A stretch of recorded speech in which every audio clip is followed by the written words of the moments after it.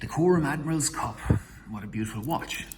This is the 42.5 millimeter, should I say, with the combination of steel and rubber bracelet.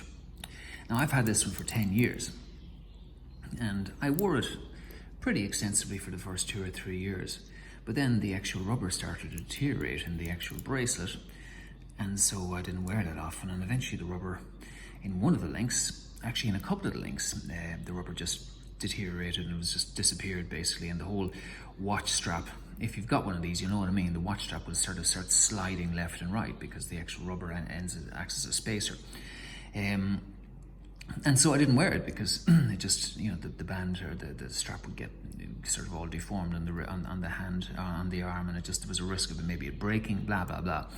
I looked online because I had used all of the, this happened to 2 or 3 of the links, and I had used the spare links that I'd accumulated because the strap itself, when I bought it, was a bit bigger than my arm.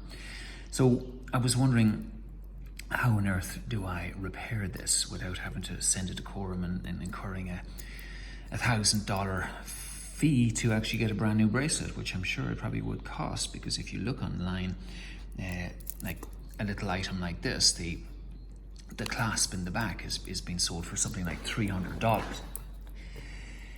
So I figure a full brace is going to cost $1,000. Now, if I'm wrong with that, I do apologize, Corum. But look, this little video today came about as a result of a find. I just stopped and thought, what could I use instead of rubber to actually repair the missing broken link? And voila, you can see it nestled in there in the middle of all the other links. Now, admittedly, it's slightly smaller, but I could have actually amended that if I had taken a bit more time.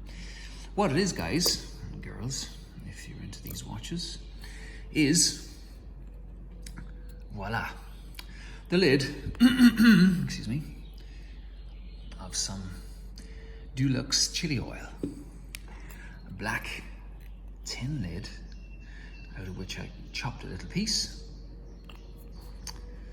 cut it to size with little snips, popped it in there, and then shaped it.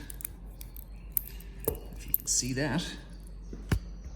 Sorry about the camera work here, I'm just doing this on the fly because I thought it actually might save somebody the same heartache if somebody happens to come on YouTube looking to see how do you fix your Corum strap. Up will come this video. That's the way it is there.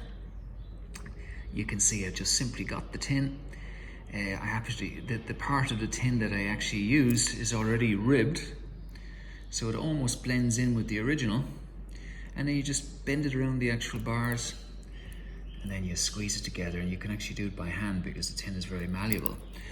And now we have, for all intents and purposes, a replacement link for your Corum.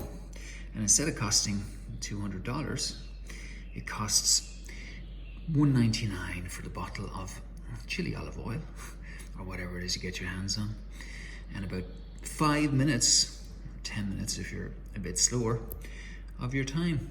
And there you go. And if any of the rest of them go, I'll be keeping that little lid, and I'm going to be shaping them up and making myself a new link.